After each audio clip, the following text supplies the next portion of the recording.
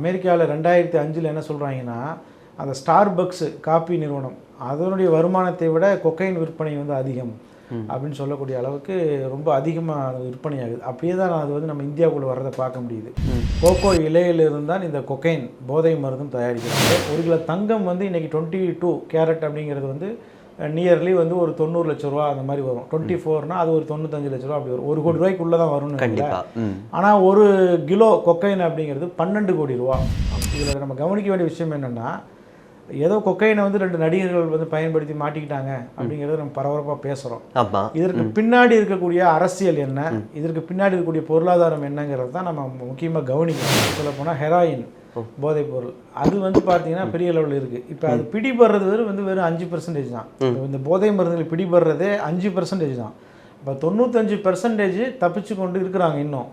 சரிங்களா? இப்போ சிக்கனவங்க இவங்க மட்டும்தான். இப்போ இதோட பின்னணி அரசியல் அப்படின்னு நம்ம பார்க்கும்போது, நம்ம பொதுவாக நம்முடைய அறிவை வந்து ஒரு ஆக்கப்பணிகளுக்கு நம்ம பயன்படுத்தணும், அப்படி தானே? ஆனால் இந்த ஐரோப்பிய வெள்ளையர்கள் தான் இதை கண்டுபிடிக்கிறாங்க. அதை அவங்க ஆக்கப்பணிகளுக்கு பயன்படுத்துறது, அது மருந்தாக எப்படியெல்லாம் பயன்படுத்துறது அப்படிங்கிறத விட்டுட்டு அவங்க வந்து இந்த மாதிரி அழிவு பணிகளுக்கு அவர்கள் தான் அதை தான் இன்ட்ரோடியூஸ் பண்ணுறாங்க. மக்கள் தான் வந்து ஒரு ஆட்சியாளரை தேர்வு செய்யும்போது இவர் போதைக்கு எதிரானவரா அப்படிங்கிறத பார்க்கணும். யாரெல்லாம் போதைக்கு ஆதரவாக இருக்கிறார்களோ அவர்களை மக்கள் புறக்கணிக்கணும். அது வந்து தேசிய கட்சியாக இருந்தாலும் சரி, மாநில கட்சியாக இருந்தாலும் சரி. அப்படி ஒரு நிலைப்பாட்டுக்கு மக்கள் வராத வரைக்கும் பாதிக்கப்பட போகிறது மக்கள் தான். இன்னைக்கு கேன்சர் நோயாளிகளுடைய எண்ணிக்கை வந்து பயங்கரமாக பரவிட்டு இருக்கு. ஒரு பக்கம் வந்து கவர்மெண்ட் வந்து என்ன செய்கிறாங்க, அதுக்கு வந்து சிகரெட் குடிக்கக்கூடாதுன்னு சொல்லி அந்த பாக்கெட்டில் எழுதிட்டு அதை விற்பனை செய்வதற்கு அனுமதி. ஒரு துளியை வந்து நக்கினாங்க அப்படின்னு சொன்னாவே அது பல மணி நேரத்துக்கு அந்த இது வந்து நிற்கும் அப்படிங்கிறாங்க. அப்போ என்னென்னா, அவங்களிடம் அதிகமான வேலை வாங்கணும் அப்படிங்கிறதுக்காக வேண்டி அதை வந்து ஒரு மார்க்கெட்டில் வந்து என்ன செய்கிறாங்க, ஆரம்ப கட்டத்தில் அதை வந்து சப்ளை பண்ணிட்டுலாம் இருந்துருக்கிறாங்க. அப்போ என்னென்னா, இவங்களுடைய நோக்கம் வந்து சாதாரண உழைக்கும் மக்கள் அவர்களை அடிமைப்படுத்தி தொடர்ந்து வச்சுக்கணும் அப்படின்னா அதற்கு இதெல்லாம் டூலு, இதெல்லாம் ஒரு டூல். இந்த போதைங்கிறது ஒரு டூல். இது நைஜீரியாவிடமிருந்து இது சப்ளை ஆகுது. அதாவது இதுவே பெரிய ஹம்பக்கு. அதான் இதுவே வந்து ஒரு கருப்பு இனத்தவர்களை வந்து இழிவுபடுத்தக்கூடிய ஒரு விஷயம் தான். கண்டிப்பாக அது உற்பத்தி ஆகிறது தென் அமெரிக்க நாட்டில்.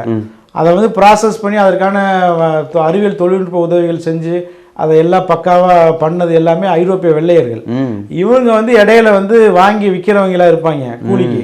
உடனே என்னன்னா, ஏதோ அந்த கொக்கைனவே இவன் தான் அந்த ஆப்பிரிக்கர்கள் தயாரிக்கிற மாதிரியும் அவங்க வந்து விற்பனை செய்கிற மாதிரியும் அப்படி ஒரு இன ரீதியாகவும் அதை வந்து கொண்டு போகிறத பார்க்க முடியும். உண்மையாகவே இந்த ஒரு மதத்தை வைத்தானே பிஜேபி கவர்மெண்ட் பிரச்சாரம் பண்ணுறாங்க.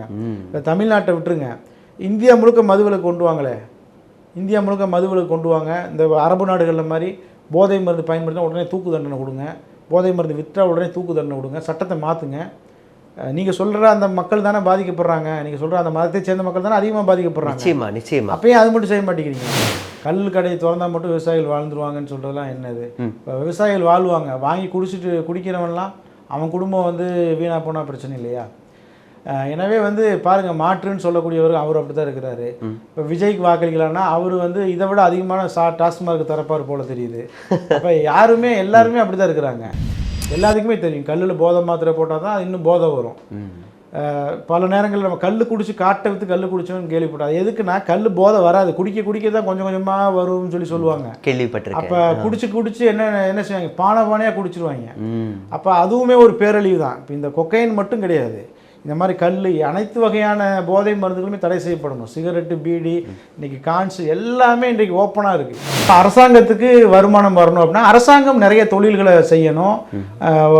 தனியாரிடமிருந்து லாபம் தரக்கூடிய தொழில்களை அரசாங்கம் செய்யணும். செஞ்சு அதுலேருந்து வருமானத்தை எடுத்து அரசாங்கம் வந்து நடத்தணும். இன்னைக்கு அப்படி பார்த்தா எவ்வளவு தொழில்கள் மூலமாக மக்களுக்கு வந்து வருமானம் கிடைக்கும், லாபம் கிடைக்கும். கண்டிப்பாக சார். அதை விட்டுட்டு சாராயத்தை விற்று நாங்கள் வந்து கவர்மெண்ட் நடத்துகிறோன்னு சொல்கிறது வந்து ரொம்ப கேவலமான ஒரு செயல். சரிங்களா? அது யாராக எந்த கவர்மெண்ட் இருந்தாலும் சரி, 2 பேருமே அதுதான் செஞ்சாங்க.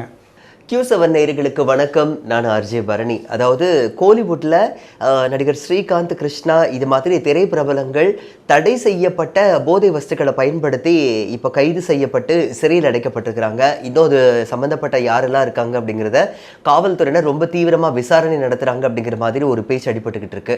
அப்படி இருக்கிறப்போ இந்த மாதிரி தடை செய்யப்பட்ட போதை வஸ்துக்கள் எப்படி உங்களுக்கு வந்து கிடைக்குது? இந்த கொக்கைன் அப்படின்னு சொல்லக்கூடிய இந்த போதை வஸ்துனுடைய சிறப்பம்சங்கள் என்ன, இதனால வரக்கூடிய பாதிப்புகள் என்ன அப்படிங்கிறதா. எதுக்காக இவன் வந்து சிறப்பம்சம்னு சொல்றான்னு கேட்குறீங்களா? ஏன்னா அவ்வளோ பெரிய ஒரு உயிருக்கே உல வைக்கக்கூடிய ஒரு விஷயம் அப்படின்னு சொல்லி இதை நிபுணர்கள் சொல்றாங்க. அப்படி இருக்கிறப்ப இதை வந்து கன்சியூம் பண்றவங்க எப்பேற்பட்டவங்களா இருப்பாங்க. ஸோ அதனால பல ட்விஸ்டோட இந்த ஒரு தொகுப்புல சிறப்பு நேர்காணல்ல மூத்த பத்திரிகையாளர் திரு முகமது இஸ்மாயில் அவர்களை நான் சந்திக்க போறேன். வணக்கம் சார். வணக்கம் பரணி சார். இந்த கொக்கைன் அப்படிங்கிற இந்த போதைப் பொருள் எப்படி தயாரிக்கிறாங்க, ஃபர்ஸ்ட் அதை சொல்லுங்களேன். நம்ம கொக்கோகோலா குடிக்கிறோம் பார்த்தீங்களா, அது கூட வந்து ஒரு வகையான கொக்கைன் சார்ந்தது தான். ஓ. கோகோ இலை அப்படிங்கிறத நம்ம கேள்விப்பட்டிருப்போம். அதில் இருந்தால் நம்ம கொக்கோகோலா தயாரிக்கிறாங்க அப்படிங்கிறத கேள்விப்பட்டிருப்போம். பட் அந்த கோகோ இலையிலிருந்து தான் இந்த கொக்கைன் போதை மருந்தும் தயாரிக்கிறாங்க. இது வந்து நம்ம தென் அமெரிக்க நாடுகள், பொலிவியா, பெரு, இந்த மாதிரியான நாடுகளில் அதிகமாக விளையக்கூடிய ஒரு தாவரம் தான் கோகோ. Okay sir. அந்த இலை, அந்த இலையை வந்து இப்போ அந்த பழங்குடி மக்கள் வந்து வாயில் வந்து போட்டு மென்னாங்கன்னு சொன்னால் அவங்களுக்கு வந்து கொஞ்சம் எனர்ஜி கிடைக்கும். நம்ம ஊரில் வெத்தலை மாதிரி அவங்களுக்கு வந்து எனர்ஜி கிடைக்கும். இந்த ஐரோப்பியர்கள் வந்து அங்கே போய் படையெடுத்து அவங்க போகும்போது, அந்த நாடுகளை கேப்சர் பண்ணும்போது, அந்த மக்களை கவனிக்கும்போது எல்லாருமே வாய் வீங்கி வீங்கி இருக்குது. அப்போ என்னென்னு கேட்கும்போது இது வந்து கோகோ இலை, இது வந்து எங்களுக்கு உற்சாகம் தரும் அப்படின்னு சொன்னோன்னே அந்த வெள்ளையர்கள் போய் அதை போய் ஆய்வு செய்கிறாங்க. இதில் என்ன இருக்குது அப்படின்னு சொல்லி ஆய்வு செய்கிறாங்க. ஆரம்ப காலத்தில் வந்து அது ஒரு மருந்தாகத்தான் பயன்படுது. புண்ணு வந்து ஆற வைப்பதுக்கான மருந்து, மயக்க மருந்து, அறுவை சிகிச்சைகளுக்கெல்லாம் கூட மயக்க மருந்தாக அதை வந்து யூஸ் பண்ணுறாங்க. வெறும் இலைய மென்று எச்சியோட இருக்கக்கூடிய அதிலே வந்து நிறைய எஃபெக்ட்ஸ் வந்து இருக்கிறதெல்லாம் கண்டுபிடிக்கிறாங்க.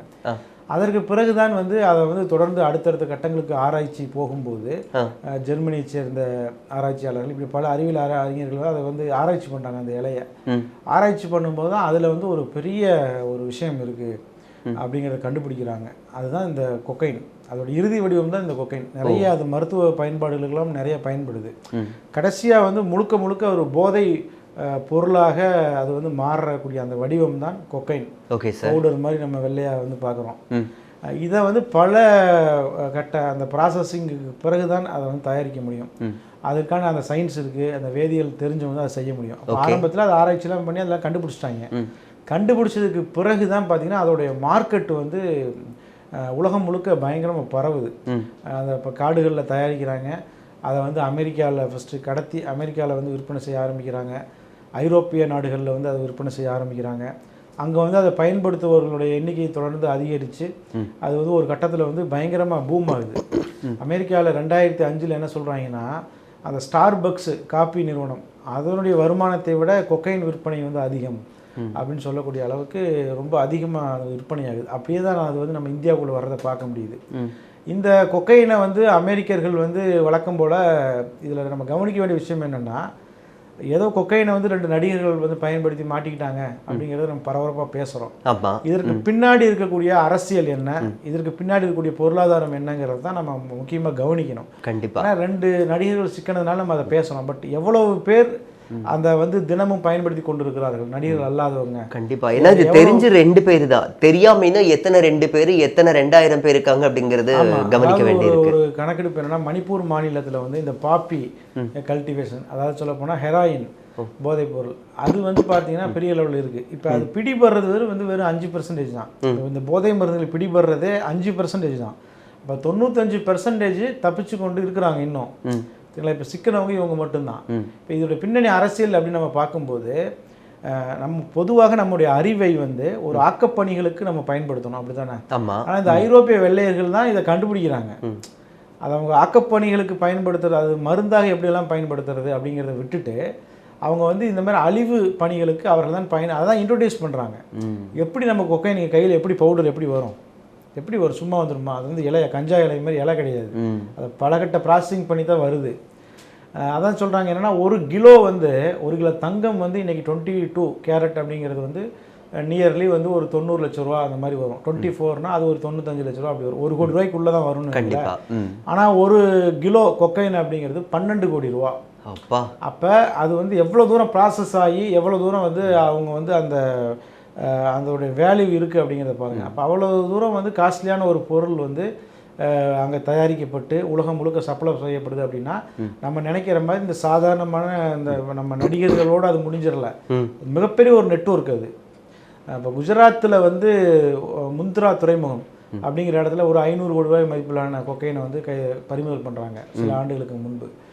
அதே போல் பார்த்தீங்கன்னா டெல்லியில் வந்து ஒரு பிரபலமான ஒரு தொழிலதிபருக்கு சொந்தமான இடத்துல கிட்டத்தட்ட ஒரு 6500 கோடி மதிப்பிலான கொக்கைனை பறிமுதல் செய்கிறாங்க.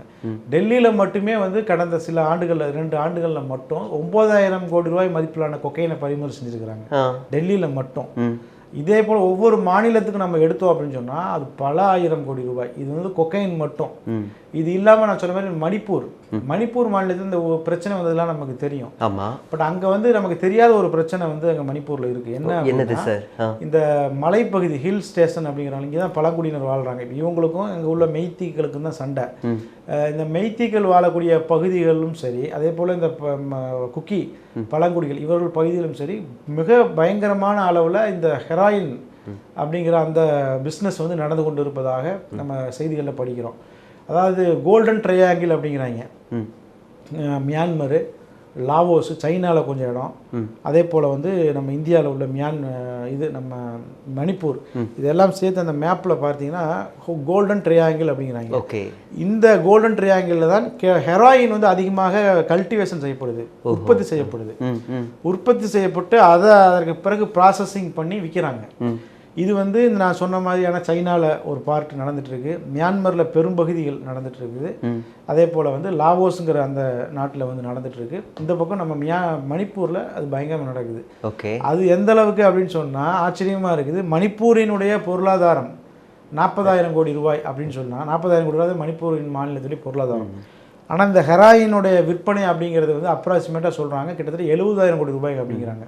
மணிப்பூர் மாநிலத்தில் பொருளாதாரத்தை விட 2 மடங்கு ஹெராயின் வந்து அங்கே உற்பத்தி செய்து விற்பனை செய்யப்படுது.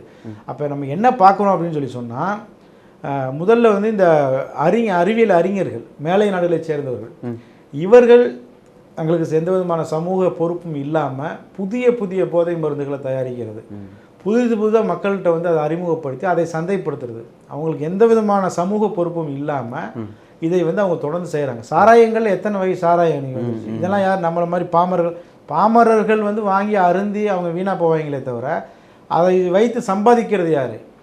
பெருமுதலாளிகள். சுரண்டலினுடைய ஒரு வடிவம் தான் இது எல்லாமே. ஒருத்தனை சுரண்டணும் அப்படின்னா அவனுக்கு என்னென்னலாம் செய்யணும், அவன் யோசிக்கக்கூடாது.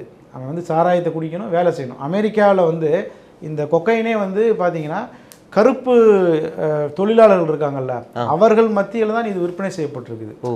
ஏன்னா இதை வந்து சாப்பிட்டாங்கன்னு சொல்லி சொன்னால் வயிறு பசிக்காது, மன தைரியம் வந்து ஏற்படும்.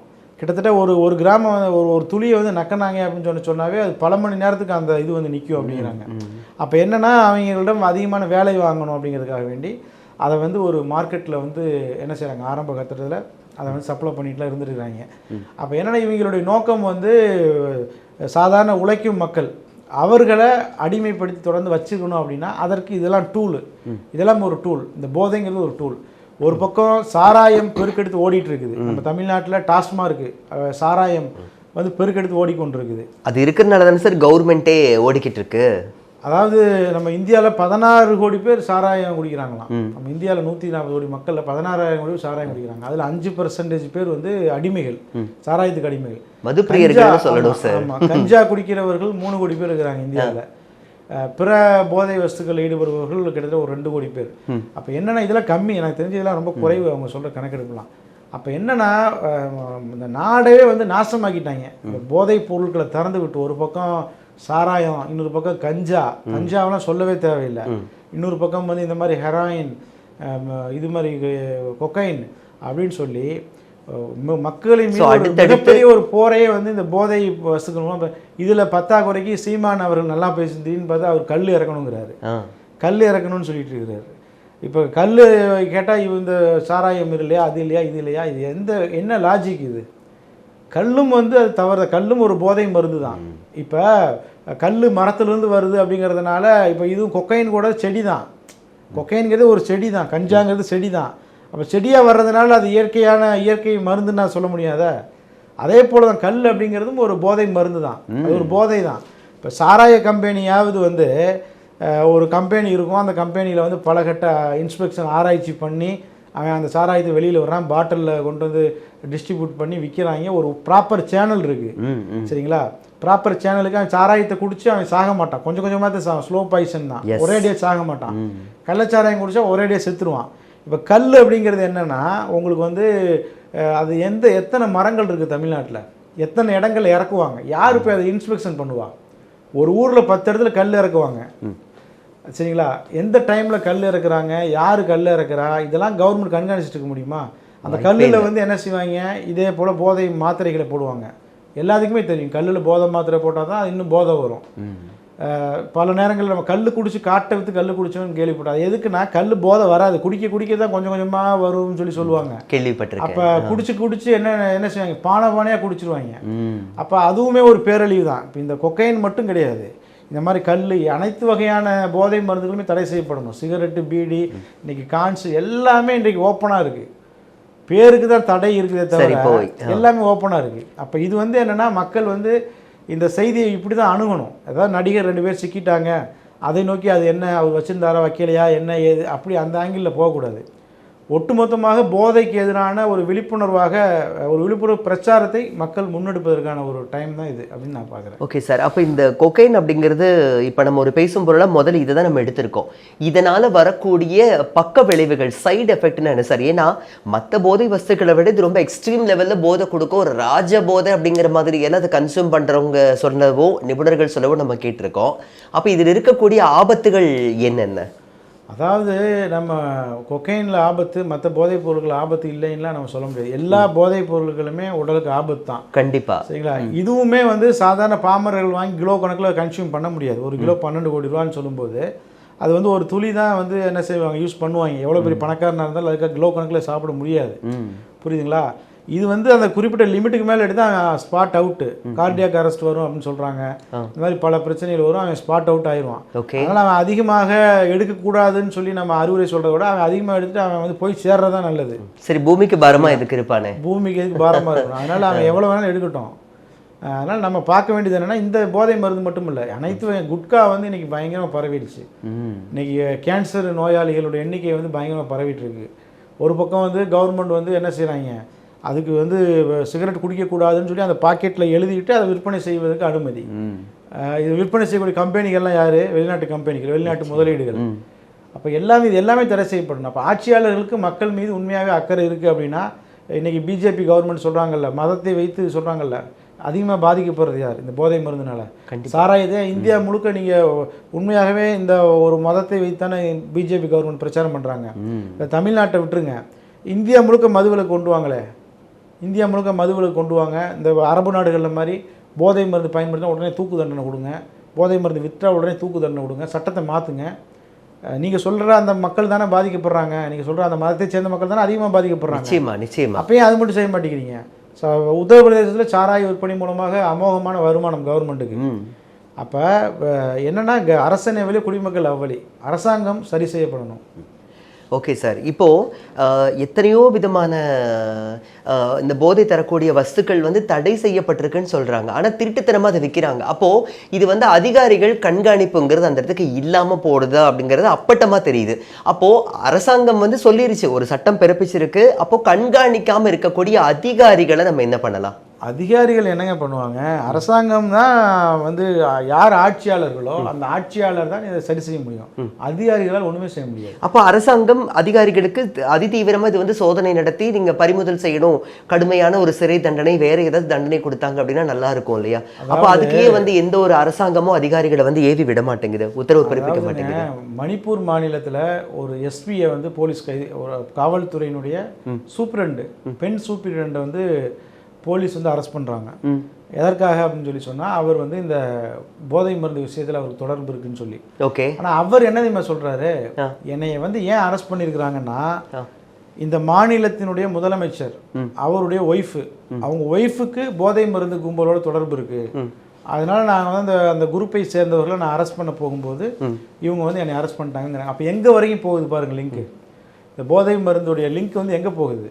அப்போ ஆட்சியாளர்களே அப்படி தான் இருக்கிறாங்க. ஆட்சியாளர்களே இந்த போதை மருந்தை வைத்து ஏதாவது பணம் சம்பாதிக்க முடியுமா, இதன் மூலமாக எவ்வளோ காசு கிடைக்கும், எப்படி எலெக்ஷனை எதிர்கொள்கிறது, இப்படி சிந்திக்கக்கூடியவர்களாக ஆட்சியாளர்கள் இருக்கும்போது அவங்க எப்படி இதெல்லாம் தடை செய்வாங்க? அப்போ மக்கள் தான் வந்து ஒரு ஆட்சியாளரை தேர்வு செய்யும்போது இவர் போதைக்கு எதிரானவரா அப்படிங்கிறத பார்க்கணும். யாரெல்லாம் போதைக்கு ஆதரவாக இருக்கிறார்களோ அவர்களை மக்கள் புறக்கணிக்கணும். அது வந்து தேசிய கட்சியாக இருந்தாலும் சரி, மாநில கட்சியாக இருந்தாலும் சரி. அப்படி ஒரு நிலைப்பாட்டுக்கு மக்கள் வராத வரைக்கும் பாதிக்கப்பட போகிறது மக்கள் தான்.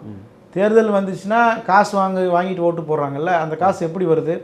சாராயம் விற்பதன் மூலமாக, இந்த போதை மருந்தின் மூலமாக தான் அவர்களுக்கு அந்த காசு வந்து கொடுக்கப்படுது. இன்னும் பல ஊழல்களை செஞ்சு தான் காசு கொடுக்குறாங்க.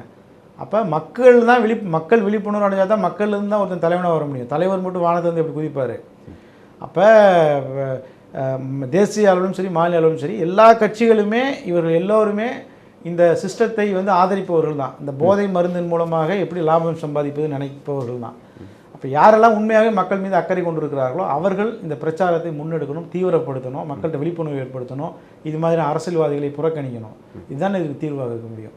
மற்றபடி சிஸ்டமே அப்படி இருக்கும்போது அரசியல்வாதிகளோ அதிகாரிகளோ ஒருத்தர் 2 பேர்லாம் இல்லை, சிஸ்டமே அப்படி தான் இருக்குது. அப்போது இந்த போதை வஸ்துக்கள் மக்கள் மேலேயும் சில விஷயங்களில் தப்பு இருக்குன்னு தான் சொல்ல தோணுது. ஏன்னு கேட்டிங்கன்னா, நம்ம ஒரு சினிமா தியேட்டருக்கு படம் பார்க்க போகிறோம் அப்படின்னா, நான் தான் முகேஷ் போதைப் பொருள் பயன்படுத்தின குடிப்பழக்கத்துக்கு ஆளானதுனால புற்றுநோயினால் பாதிக்கப்பட்டு சாகிற நிலமையில் இருக்கேன்னு சொல்லிட்டு ஒரு டிஸ்க்ளைமரில் ஒரு இதே போடுறாங்க. அப்போ அதை பார்த்தும் மக்கள் திருந்தாமல் இந்த மாதிரியான பழக்கங்களுக்கு அடிமையாகிறதும் வேண்டாத ஒரு வேலை தான். ஸோ மக்களுக்கு எந்த மாதிரியான விழிப்புணர்வு அரசாங்கத்தின் மூலமாக தேவைன்னு நினைக்கிறீங்க? மக்கள் எல்லாம் திருத்தவே முடியாதுங்க. அரசாங்கம் சட்டம் போட்டு தான் திருத்த முடியும். இந்த குஜராத்தில் வந்து மதுவிலக்கு இருக்கு. அது யார்? காங்கிரஸ் கொண்டு வந்தது, பிஜேபியில் காங்கிரஸ் கொண்டு வந்தாங்க, அது அப்படி தொடர்ந்து கொண்டு இருக்கு. எனவே சட்டத்தின் மூலமாக, ஆட்சியின் மூலமாகத்தான் நாம் வந்து நீதியை, நியாயத்தை, தர்மத்தை நிலைநிறுத்த முடியும். இப்போ நீதியை, நியாயத்தை, தர்மத்தை யார் நிலைநிறுத்துகிறார்களோ அவர்களை மக்கள் ஆதரிச்சா போதும். நீ மக்கள் ரொம்பலாம் கஷ்டப்பட தேவையில்லை. நீ ஒரு ஓட்டு மட்டும் சரியான நபர்களுக்கு நீங்கள் வாக்களிச்சா போதும், அவ்வளோதான். மற்றபடி மக்கள்லாம் வந்து அவர்களாகவே திருந்துவதெல்லாம் நடக்காத காரியம். ஒரு குடிச்சு கொண்டே இருப்பவன் வந்து ஒருபோதும் திருந்த மாட்டான். சாராய கடை மூணா மட்டும்தான் அவனுக்கு வேறு வழி இல்லாத போது அவன் திருந்துவான். எனவே மக்கள் தங்களை தாங்களே திருத்திக் கொள்வதற்கு வாய்ப்பு இல்லை. அவங்க அதிகபட்சமாக அவங்க செய்ய வேண்டிய வேலை என்னென்னா நல்லவர்களுக்கு வாக்களிப்பது தான். வாக்களிச்சிட்டாங்கன்னா இது எல்லா பிரச்சனைகளுக்கும் தீர்வு கிடைக்கும். Okay sir. அப்போ இப்போ தமிழ்நாட்டில் எந்த ஒரு கட்சியாக இருக்கட்டும் பூரண மதுவிலக்கு வந்து அமலுக்கு கொண்டு வரணும்னு சொல்லி ஓட்டு வாங்கி பதவிக்கு வந்தவங்களை இப்போ அதை பற்றி கண்டுக்க மாட்டுறாங்க அப்படிங்கிற ஒரு பேச்சை நான் யாரை சொல்கிறேங்கிறது உங்களுக்கே புரிஞ்சிருக்கும்னு நினைக்கிறேன் சார். அப்படி இருக்கிறப்போ இந்த மாதிரி ஒரு அதிருப்தியும் இருக்குது. சில இடங்களில் பெண்கள் வந்து மதுக்கடையவே அடித்து நொறுக்கின செய்திகளை நம்ம வந்து தொலைக்காட்சிகளில் பார்த்துருக்கோம். அப்போ இந்த மாதிரியான விஷயங்களை நீங்கள் எப்படி பார்க்குறீங்க? அதாங்க, அதாவது எல்லாமே கமர்ஷியல் அரசியல் கட்சிகள். இவங்க யாருமே மதுக்கடையை மூட மாட்டாங்க.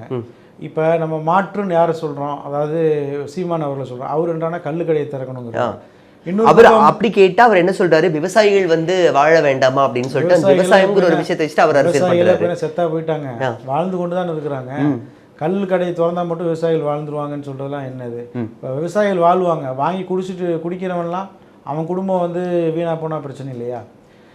எனவே வந்து பாருங்க, மாற்றுன்னு சொல்லக்கூடியவர் அவர் அப்படி தான் இருக்கிறாரு. இப்போ விஜய்க்கு வாக்களிக்கலாம்னா அவர் வந்து இதை விட அதிகமான டாஸ்மார்க் தரப்பார் போல தெரியுது. அப்போ எல்லாருமே அப்படி தான் இருக்கிறாங்க. எல்லாருமே அப்படி தான் இருக்காங்க. இதையும் மீறி மக்கள் வந்து துணி கடைக்கு போய் எப்படி துணியை தேடுறாங்களோ, எப்படி வந்து நகை கடைக்கு போய் நகையை தேடி வாங்குறாங்களோ, அதே போல் அரசியல்வாதிகளை தேடி மக்கள் வந்து பூதக்கண்ணை வச்சு பார்த்து யார் நல்லவர் அப்படின்னு ஓட்டு போடணும். அதற்கான வாய்ப்புகள் குறைவாக இருக்கு, வேற வழியே இல்லை. Okay sir. அப்போ எதிர்வரக்கூடிய மக்கள் நாடு மக்கள் நாசமாகி போகட்டும்னு அண்ணா சொன்னதாக சொல்லுவாங்க. அதே போல் மக்கள் நாசமாக போகிறத தடுப்பது ரொம்ப ரொம்ப கஷ்டம். அப்போ எல்லாமே சொந்த காசுல சூனியம் வச்சுக்கிறாங்க அப்படிங்கிறத நீங்க சொல்றீங்க. Okay sir. ஆக மொத்தத்தில் என்ன அப்படின்னா, இந்த பூரண மதுவிலக்கு கொண்டு வரக்கூடிய ஒரு கட்சி எதுவோ அந்த கட்சி வந்தால் மட்டும்தான் இந்த மாதிரியான விஷயங்கள் தவிர்க்கப்படும். இந்த மாதிரி போதை அப்படிங்கிற ஒரு வஸ்துக்களை இல்லாத சமுதாயத்தை உருவாக்க முடியும்னு சொல்றீங்க. பூரண மதுவிலக்குங்கிற விஷயத்தை நிறைய பேர் சொல்றாங்க, பாமகவோட சொல்றாங்க, நிறைய பேர் சொல்றாங்கன்னு வைங்களேன். பட் இவங்கெல்லாம் அதை வந்து நிறைவேற்றுவார்களா வாய்ப்பு அப்படிங்கிறத மக்கள் சீர்தூக்கி பார்க்கணும். அடுத்ததாக ஒருவர் வந்து மதுக்கடையை எப்போ மூடுவார்னா முதல்ல அவர் மது குடிக்காதவராக இருக்கணும். அப்படி மக்கள் வந்து தேர்வு செய்யும்போது அதையும் பார்க்கணும். மது குடிக்காத தலைவர்களை முதல் இவங்க தேர்வு செய்யணும். யார் மது குடிக்க மாட்டார், யார் வந்து போதைகளுக்கு அடிமையாக இல்லை அப்படிங்கிறத பார்த்துட்டு, யார் மீது ஊழல் குற்றச்சாட்டுகள் இல்லை, யார் பணத்துக்கு ஆசைப்பட்டு அடைய வைக்க மாட்டாங்க, அதெல்லாம் பார்த்து அந்த தலைவர்களை மக்கள் தேர்வு செஞ்சாங்கன்னா போதும். தொடர்ந்து ஒரு கவர்ச்சி இருக்கிறதுனால ஒரு குறிப்பிட்ட இந்த சின்னத்துக்கு தான் நாங்கள் வாக்களிப்போம், இந்த கட்சிக்கு தான் வாக்களிப்போம், இந்த ஃபேஸுக்கு தான் வாக்களிப்போம் அவங்க சொல்கிற வரைக்கும் அவங்கள யாருனாலும் காப்பாற்ற முடியாது. யதார்த்தமான ஒரு விஷயம் சார் என்னன்னா, அரசாங்கம் வந்து மக்களுக்கு இந்த மாதிரி ஒரு வசதியை செய்து இப்படி ஒரு சலுகையை கொடுக்குது அப்படின்னா அதுக்கெல்லாம் காசு எங்கிருந்து வருதுன்னு நினைக்கிறேன்னு சொல்லிட்டு எங்க பக்கத்து வீட்டில் கூட ஒரு தாத்தா கேட்பாரு. அப்போ என் தெரியல தாத்தா நீங்களே சொல்லுங்கன்னு கேட்டப்போ அவர் சொன்னாரு, இந்த மாதிரி டாஸ்மாக்ல இருந்து வர வருமானத்துல இருந்தா வருது, அதுல இருந்து வருது, இதுல இருந்து வருதுன்னு சொல்லிட்டு சொல்வாரு. அப்போ இந்த மாதிரி அவங்க சொல்றது எல்லாம் உண்மைதானே சார்? இது ஒரு சின்ன ஒரு விஷயம் தான், ஆனா எனக்கு ஒரு பெரிய சந்தேகம் அது இருக்கு. விவேக் சொல்லுவார்ல, போடா அப்படின்பார்ல, அந்த மாதிரி தான் அந்த தாத்தா கேட்க வேண்டியதா இருக்கு. ஓ, எதனால அப்படி சொல்றீங்க? அதாவது இன்றைக்கு விபச்சார விடுதிகளெல்லாம் திறந்து விட்டு அதுக்கு ஒரு டேக்ஸ் போட்டிங்கன்னு வைங்களேன், இன்னும் நிறைய காசு வரும். லாட்ரி சீட்டெலாம் வந்து அலோவ் பண்ணி அதுக்கு ஒரு டேக்ஸை போடுங்க, இன்னும் நிறைய காசு வரும். இந்த மாதிரி ஏன் சாராய கடையை மட்டும் ஏன் திறக்கணும்? அது இந்த கொக்கைன், கஞ்சா இதெல்லாம் சேல்ஸ் பண்ணி அதுக்கு ஒரு டேக்ஸை கவர்மெண்ட் போட்டாங்கன்னா இன்னும் நிறைய காசு வரும். அப்போ காசு வருது அப்படிங்கிறதுக்காக எல்லா தொழிலையும் ஒரு கவர்மெண்ட் வந்து செய்யக்கூடாது. சரிங்களா? நீங்கள் சொல்கிற மாதிரி டாஸ்மார்க்கில் வந்து 2024 கிட்டத்தட்ட 48,000 கோடி ரூபாய் லாபம் கிடைச்சிருக்குது. அதாவது வரி வருவாய். அப்போ அவன் எவ்வளோ காசுக்கு விற்றுருப்பாங்க பாருங்கள். 100 ரூபாய்க்கு விற்கிறாங்கன்னா ஒரு 30 ரூபா டேக்ஸ் போடுறாங்கன்னு வைங்களேன், அந்த டேக்ஸ் மட்டுமே 48,000 கோடி ரூபாய் வந்திருக்கு. அப்போ எவ்வளோ ரூபாய்க்கு விற்றுருப்பாங்க, அப்போ எவ்வளோ தூரம் மக்கள் வாங்கி அதை யூஸ் பண்ணியிருப்பாங்க அப்படின்னு பாருங்கள்.